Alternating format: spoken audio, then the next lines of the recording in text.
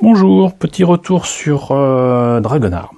Donc cette série que j'aime beaucoup. Pour vous présenter, on va essayer de faire dans l'ordre. Dragonheart 1. Et il s'agit donc du Metal Armor qu'on voit au tout début de la série, qui va évoluer et qui va avoir une version custom. Et ce Metal Armor Dragonheart 1, je ne l'ai bizarrement, étrangement retrouvé que en boîte normale. Sans sa version lifter enfin je vous montrerai ça tout à l'heure, mais j'ai une version que j'ai montée il y a 30 ans, facilement 30 ans, et qui est avec des espèces d'ailes qui lui permettent donc de voler, des armes supplémentaires et surtout qui a la particularité d'avoir des pièces en plusieurs couleurs comme aimait à le faire à l'époque Bandai. Parce que la série date de 87, mais ça a servi un petit peu de marché test, je pense, pour les Gundam qui ont suivi, avec notamment en 89-90, Gundam F90, Gundam F91, et il y avait beaucoup de kits en système injection que je vous ai déjà présenté avec les premiers high grade, qui présentaient donc la particularité d'avoir des pièces qui était déjà de plusieurs couleurs sur une même grappe. Mais là, ça sera pas le cas, malheureusement. Donc je n'ai pas retrouvé la boîte, je pense que je l'avais mis à plat à l'époque, et peut-être même découpé. Mais les illustrations, en tout cas, moi je les trouve toujours aussi magnifiques. C'est d'un certain Ryuko Maso. Alors Maso, presque écrit à la française. Alors est-ce que c'est quelqu'un qui est d'origine française? Je ne sais pas, mais en tout cas c'est juste magnifique. Les illustrations en elles-mêmes, je l'ai souvent dit, mais pour ce genre de maquette, ça donne envie. Voilà, rien que ça, on est content d'avoir la maquette. Et qu'est-ce que ça donne pour le reste? Eh ben, écoutez, donc c'est un kit qui date de 1987, qui a donc 30 ans, 31 ans exactement. La maquette montée et peinte est supposé donner ça. On a un flingue qu'on trouvera pas dans la version améliorée, mais qui, je crois, en plus peut balancer des petites billes. C'était pas vendu bien cher à l'époque, 500 yens, ça fait 4 € quoi. D'autres images du modèle monté et peint, qui a quand même de la gueule, hein, si ce n'est que c'est du méca bleu blanc rouge à la Gundam. Hein. Et voilà, donc c'est du 144. Et je pense qu'on a fait le tour de la boîte, on va voir ce que ça donne à l'intérieur. Alors s'il y a un truc qui est cool avec ces kits, c'est que non seulement les illustrations des boîtes sont cool, mais les illustrations même des notices sont cool. Voilà, regardez-moi ça. Si c'est pas magnifique. Bon, il y a des petits problèmes de perspective et tout, mais c'est beau quoi. Les détails de fou autour des articulations des doigts de ces mains de robot, c'est magnifique. Donc, notice en couleur, un écorché que j'aime bien ce genre de choses, de dessins qui montrent l'intérieur du mecha, avec en plus des explications concernant le fait que l'armure est alvéolée et présente donc cette particularité d'être plus résistante que d'autres armures des mechas, j'imagine, de cet univers. Les espèces d'antennes et les yeux sont détaillés ici. Aussi, on dirait presque une antenne d'insecte. Les boosters à l'arrière qui lui permettent très certainement de se déplacer, notamment dans l'espace. Mais après, c'est un peu plus compliqué sur Terre, donc c'est pour ça qu'il va se retrouver avec des ailes. Mais voilà, donc encore une fois, des dessins, des détails bienvenus et absolument superbes. Là aussi des petites armes, j'imagine, ou quoi, sur les mains, façon je sais plus comment ça s'appelle, ces armes de Goldorak qu'il a sur les poings, et le cockpit qui est en fait une espèce de, comment dirais-je, de container qui se loge dans le robot et qui donc du coup protège vraiment bien le pilote quoi. C'est-à-dire que le pilote peut accéder comme ça ici avec le container ici dans son poste de pilotage. Le poste de pilotage est placé ensuite dans le robot.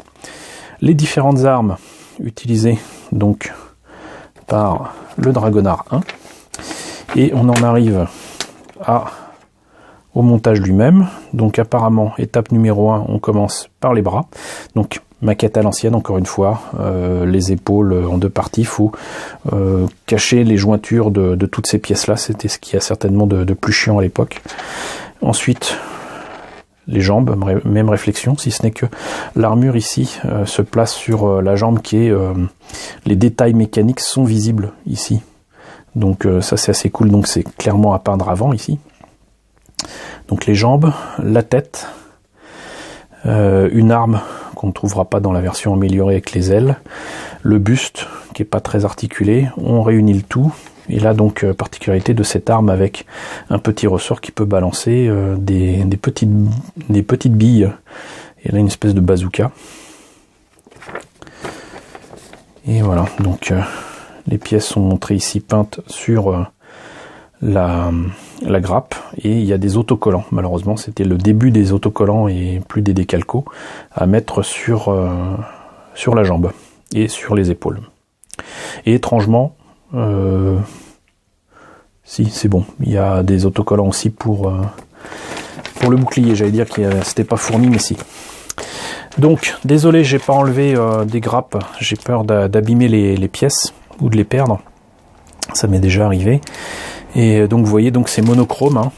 Là c'est clairement pas en plusieurs couleurs, et vous avez donc la planche d'autocollant et déjà des polycaps. Voilà, c'était les débuts aussi des maquettes Bandai avec ce genre de choses. Ça existait déjà depuis longtemps, hein. Je vous en ai montré de chez Takara avec les 12 grammes qui avait ce genre de choses, mais voilà, sinon la plupart du temps les mechas, les articulations c'était de pièce en pièce. Et donc voilà les petites billes qu'on peut balancer, les mains qui étaient quand même pas si mal que ça pour l'époque, les armes, et une grappe en fait qui n'est pas celle qu'on retrouvera donc dans l'autre maquette que je vais vous présenter.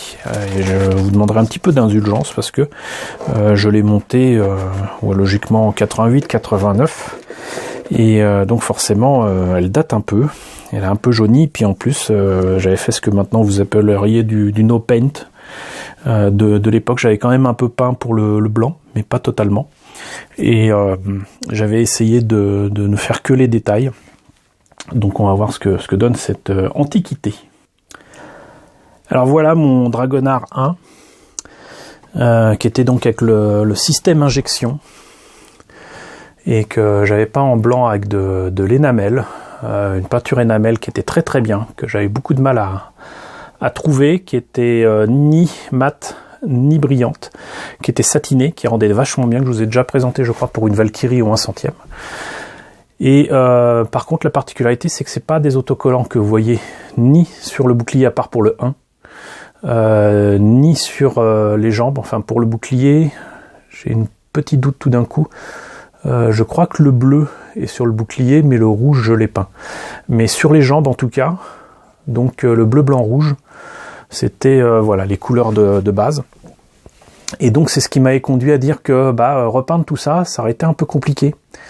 Donc du coup j'ai peint en blanc l'avant mais pas l'arrière, et j'ai peint le jaune ici. En fait c'est leur système injection, c'est bien gentil, mais ça faisait le travail à moitié quoi. Donc il fallait quand même peindre en gris une partie des avant-bras. J'ai je crois peint en gris l'intérieur du bouclier. J'ai pas peint en gris par contre l'intérieur des épaules, ça c'est pas bien. Et par contre là les épaules, vous voyez qu'ici c'était donc du bleu qui est dans la masse, et j'ai juste peint en noir si je me trompe pas l'extrémité ici. Sinon donc je crois que ils appellent ça des lifters. Là par contre c'était pas en système injection, donc j'ai dû peindre en rouge dessus, en bleu ici, du noir à l'intérieur là pour les turbines.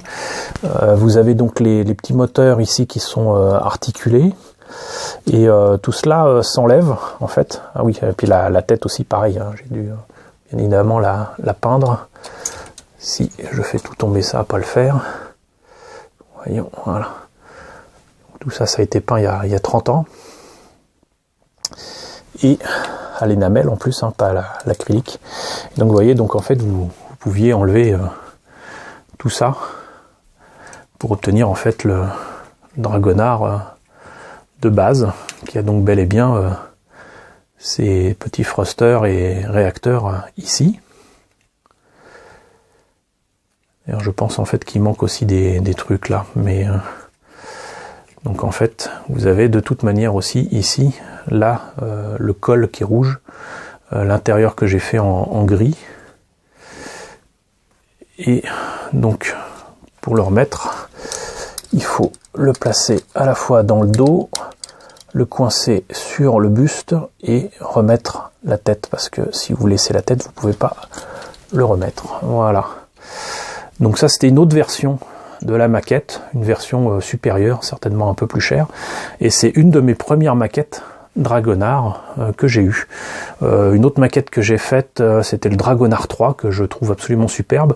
Et pourquoi j'en avais eu aussi peu à l'époque, c'est parce qu'en fait j'avais vu des Hobby Japan dans le commerce, notamment à qu'on s'appelle DS, qui était une boutique de comics parisienne, et je tenais absolument à avoir des maquettes comme ça. Et en fait à l'époque il fallait que j'attende les vacances de certains de mes amis qui allaient à l'étranger, qui avaient la chance d'aller à l'étranger, et j'ai un pote qui m'avait ramené ça. Alors je crois pas que c'était du Japon, mais peut-être bien du Canada ou des États-Unis.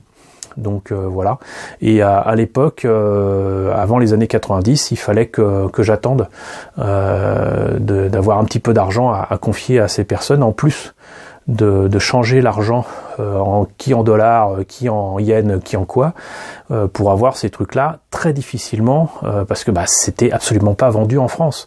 Donc maquette qui venait de loin, que j'avais eu beaucoup de plaisir à découvrir et à monter, surtout que le plastique avait changé, hein, c'était un plastique beaucoup moins cassant, très très agréable à travailler, puisque là je ne connaissais pas la Tamiya Putty, et même si avec cette lumière ça se voit, moi à l'œil nu je ne vois pas nécessairement la jointure entre les deux pièces de la jambe là, de l'armure de la jambe, et ça se ponçait très facilement, ça se travaillait très facilement, et c'était vraiment très très agréable à travailler et à terminer. Donc une maquette qui vient de loin, qui vient d'un lointain passé, qui montre aussi mes débuts après avoir découvert les maquettes Robotech de Revell en 85, voilà, le niveau au-dessus des maquettes de robots japonais que je découvrais fin des années 80, Dragonard, qui reste encore une série totalement inédite en France. Donc après je vous présenterai certainement le Dragonard 2 que malheureusement je n'avais pas eu à l'époque, donc pas eu l'occasion de le monter, et je l'ai eu que récemment, donc je ne vous montrerai que la maquette du Dragonard 2. Le Dragonard 3 par contre, lui je l'avais monté, c'est mon préféré. Il a une tête en forme de radar, c'est absolument superbe, et absolument génial. Et ensuite il y a plein d'autres kits autour de l'univers de Dragonard que je vous montrerai avec plaisir. Voilà, donc écoutez, j'espère que cette présentation du Dragonard 1 vous a intéressé. N'hésitez pas à me dire ce qu'il en est dans la section commentaires, n'hésitez pas à liker, les pouces bleus en ce moment c'est très important, je compte sur vous. N'hésitez pas à partager, n'hésitez pas à vous abonner si ce n'est pas déjà le cas. Coucou aux nouveaux abonnés qui nous ont rejoints dernièrement, on est au moment où je fais cette vidéo 1495, c'est cool. Coucou aux grands anciens qui me suivent depuis longtemps, donc merci à tous de votre fidélité, et je vous retrouve très bientôt donc pour de très nombreuses maquettes Dragonard que j'aurai plaisir à vous faire découvrir.